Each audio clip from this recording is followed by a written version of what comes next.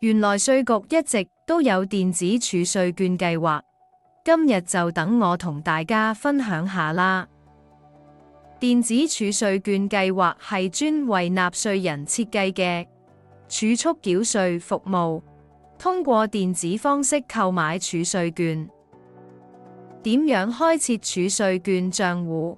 納稅人可以填寫開戶申請表 IR1306，並將正本交回稅務局儲稅券組。成功開戶後，你會獲得一個儲稅券賬戶號碼，用於購買及贖回電子儲稅券。每位納稅人只能開設一個儲稅券賬戶，而賬戶唔能夠以聯名形式開設。點買儲稅券？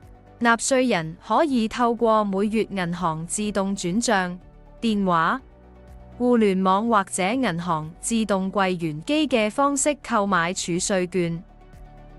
電子儲稅券計劃嘅好處就係可以自動交稅，當稅單到期時，系統會自動從你嘅儲稅券賬戶中扣除相應金額，無需手動操作。